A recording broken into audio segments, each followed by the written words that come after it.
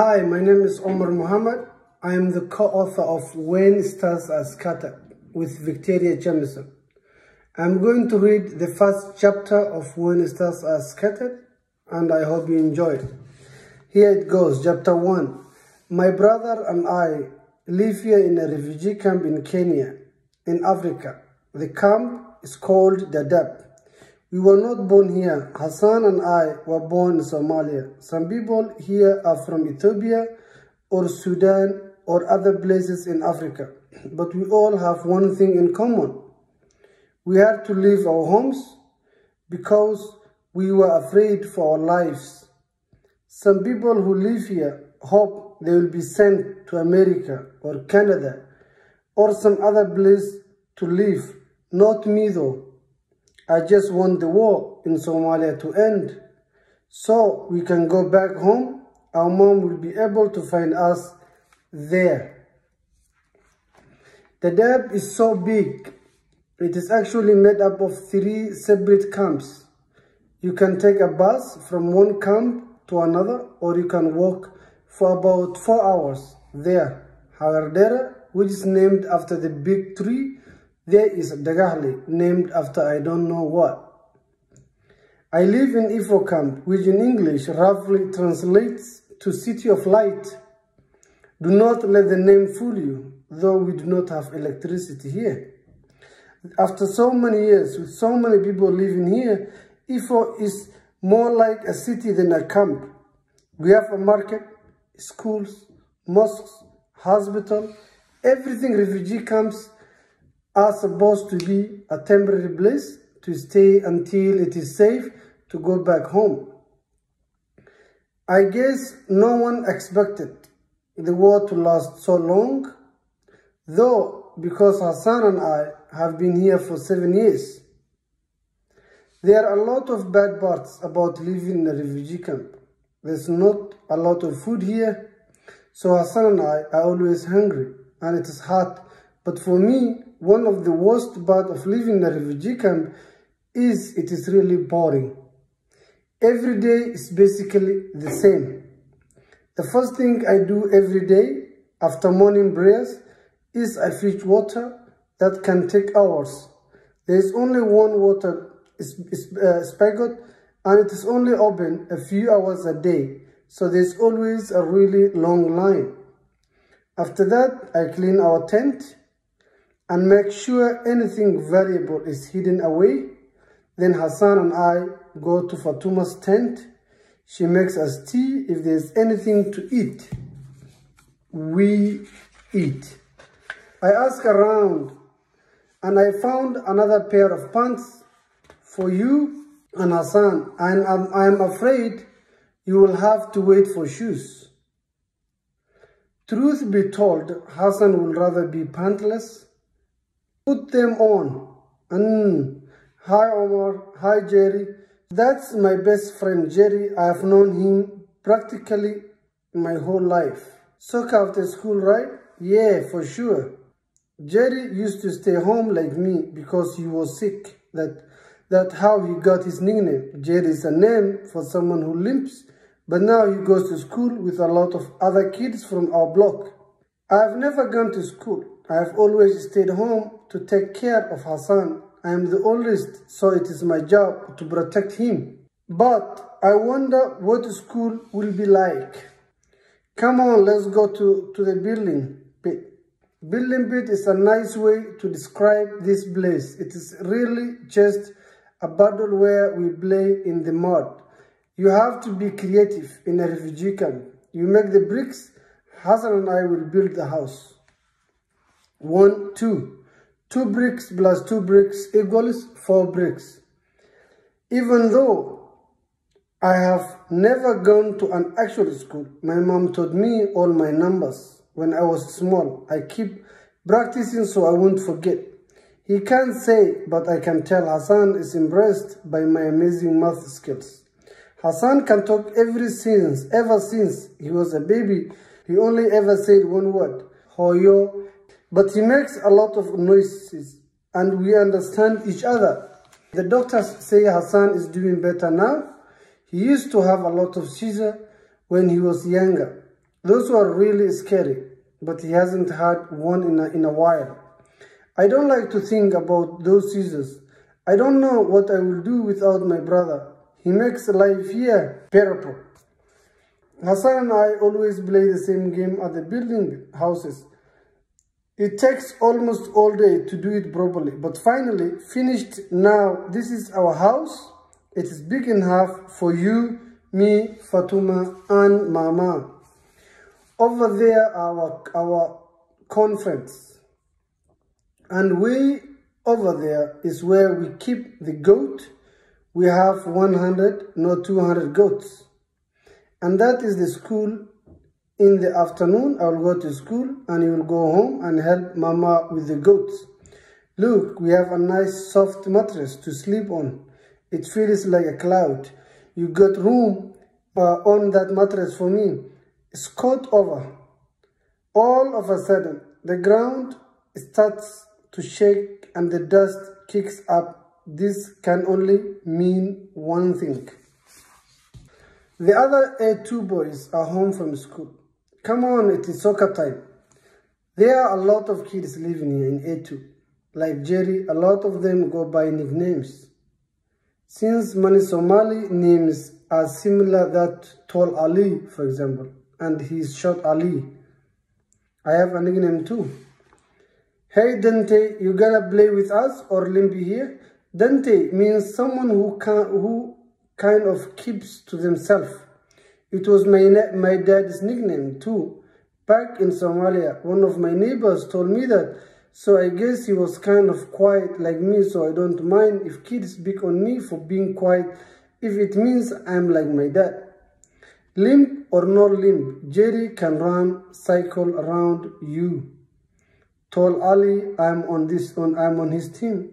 Tall Ali is kind of a joke, but the A2 kids stick together anyway. We play soccer every day. One problem, we don't have a soccer ball, so we have to make one out of plastic bags. The only problem with that is they don't last very long. Oh man, move it, you idiot. Oh, look, I have 1, 2, 3. Hey Jerry, what is he talking about? 1, 2, 3? No, it is 1, 2, 3. It is how you count to 3 in English. We learned it in school today. 1, 2, 3. 1, 2, 3. If I listened carefully while the boys talked, it was almost like I got to go to school. Hey Hassan, where are you? I don't like to lose sight of Hassan. He'll be fine in our block, of course. But if he wanders into A3 or A4, I see him over there with Tall Ali. Hassan, I told you not to run away. What are you doing here? What are you doing? Watch this, Hassan. Boo-hoo, boo-hoo. Whenever Hassan sees someone crying, he starts cry too. He can't help it. Knock it off. What it is funny. Boo-hoo. Hassan, it's okay. It's not sad. We are happy. Okay? Happy? Jerry walked home with me and Hassan like he's done hundreds of times before. Forget about Tall Ali, Hassan. He makes fun of me all the time. And look how badly we beat him at soccer. Don't let him get to you. Come on, Hassan, let's practice your English. Say 1, 2, 3. Hoyo. No, listen, Hassan, you're going to have to learn English if you want to live in America. How many times have I told you we are not going to America? We are going back to Somalia when the war is over. You are crazy. My daddy's friend, cousin, just got sent to America and he sends back money every month. Everyone there is super rich. My dad says in America, everyone has big cars, big houses. My dad almost has all of our paperwork ready for the UN. Well, we are going back to Somalia to take care of our house and our farm. And to find my mommy, I didn't add that last but I didn't want Jerry to think I'm complete baby. Hassan, back me up here. Which would you rather have, a big car or a farm? Oh, yo, I am pretty sure he said car. Yeah, right? Jerry, my other son, come have tea with us. Thank you, Fatuma, but I have to get home. See you later, Omar. Bye, Hassan. I have a special treat for you boys today. Sugar for your tea. Fatuma, guess what I learned how to say? 1, 2, 3. That's wow. You count in English? Oh my. And look, Jerry taught me how to write my name in English too. Hello, my name is Omar. Life in the camp was not easy, but Hassan and I were together. We had Fatuma, I was learning new things, and as soon as the war ended in Somalia, we could go back home. Back home, we'll be safe, no one will bother Hassan, and we'll find my mother. We'll be waiting for 7 long years to go home. How much longer could I be? That concludes the first chapter of When Stars Are Scattered. Thank you very much.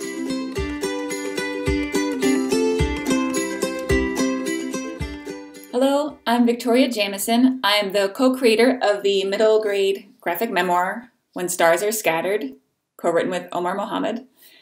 And I'm here today to share with you one of my favorite writing tips.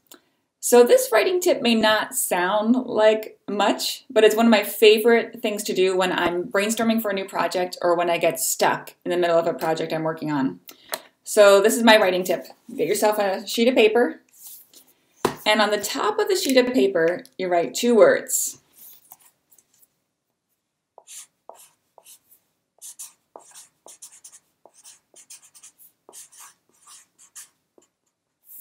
I remember. And then set a timer for 2 minutes. And then just make a list of all the things that come to mind with those words, I remember. It could be anything. It could be, I remember when I got a dog for my birthday, or I remember my 2nd grade teacher, or my birthday party. Anything that comes to mind, as many things as you can that come to mind with the words, I remember. And then, when your timer goes off and you've got a nice list of memories, then you can take one of those memories and change the details of it. So I remember my first day at my new school on Mars. Or I remember when I got my new pet, a baby dragon. And that way, I love tying it to my own memories because then I have a strong connection with how I was feeling, if I was really happy or sad or scared.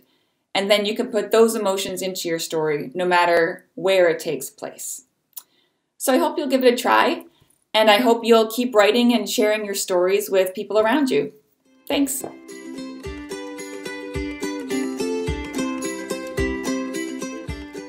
Hello, my name is Victoria Jamieson. I'm an author and illustrator. My newest book is called When Stars Are Scattered, and I wrote this one with a co-author. So I've written it with Omar Mohamed, and I did the drawings. So today I'm going to show you how I did the drawings for this book. This book is based on Omar's life story of growing up in a refugee camp with his brother. So I had the pleasure of drawing this story for him. And one of the interesting parts of drawing this book was that I know Omar as a grown-up, but I didn't know him as a kid. And he didn't have any pictures of himself as a kid. So I had to sort of imagine what he would look like as a kid. So I'm going to show you how I did that. When I start my drawings, I usually start with a blue pencil like this because I can make lots of mistakes and they're easy to erase or to ignore. So when I start drawing, I usually actually hold my pencil on the side like this, just because it's easier to kind of get a bunch of different lines. And when I start my drawings, it's sort of like I'm drawing a stick figure.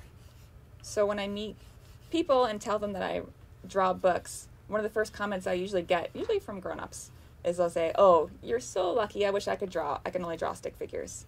And I tell them, guess what? I draw stick figures all the time. That's basically how I start every drawing, is with a really messy stick figure. So once I have like the messy stick figure down, looks something like this, then I get serious when I change my pencil to holding it this way. Then I add some more details with a pencil like this. So this is when I add in things like a nose and eyes. When I'm drawing faces, sometimes I'll draw this line down the middle to show me where the nose goes, where the eyes go, and to make sure I'm centering everything correctly. And I try and use really simple shapes. When I visit schools, I'll often tell them that I draw a letter U for a face, and I'll draw an upside down letter U for a body. Because using simple shapes is just kind of an easy way to get your drawing in. So I do a bit more detail with the blue pencil like this, but I don't really get it perfect. I still leave it pretty messy in this stage. Hands are hard. Usually that's a pretty bad hand. I try and make it look a little better as I go along, but I don't fret too much if it's a bad looking hand or a bad looking foot when I'm doing it.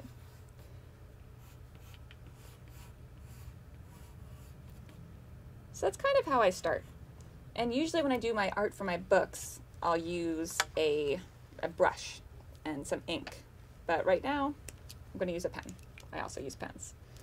So this is when I've got my rough sketch and I go on top of it with my pen to make things a little more permanent. And I draw right on top of my sketches.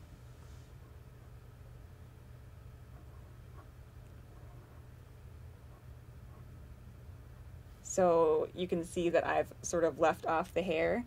This is how I start a lot of my figures. And then when you're making your own characters, if you're making your own comic books or your own graphic novels, you can decide what kind of hair your character has, make their noses bigger or smaller, depending on what they look like. So like I said, I kind of based my character of Omar on what he looks like as a grown-up. So he told me how I should be drawing his hair. He showed me how I should be drawing his brother's hair. So it was nice, even though I didn't know them as kids, to have someone who did know them and could give me some guidance on ways to make them look more like they did as kids. One of the hard parts usually for making a book for me is I'm not a terribly fashionable person, and I have to choose outfits for my characters. So in my previous books like Roller Girl and All's Fair in Middle School, that was more difficult because I had to always have different clothes for them to wear. Part of the story of this is that the boys live in a refugee camp, so they only have one set of clothes.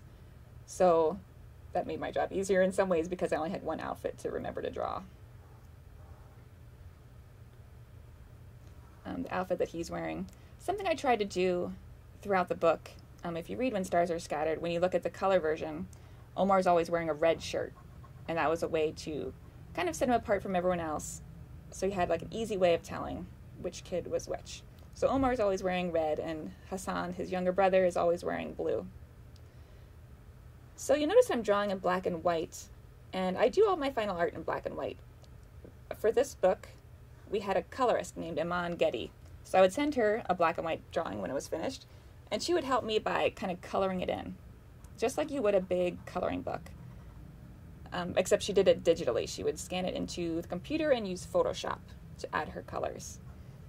So she was a big help in choosing those colors and deciding what the characters would look like. Okay, so here's one of the hard parts. I always have trouble remembering how to draw feet and which toe is which. So I think the big toe is here, and then the little toes go like that. I actually really have a hard time drawing feet. So I have to constantly remind myself which toe goes where. A lot of people tell me they have a hard time drawing hands. I think feet are like hands, but even worse. I actually kind of like drawing hands now, but it took me a while.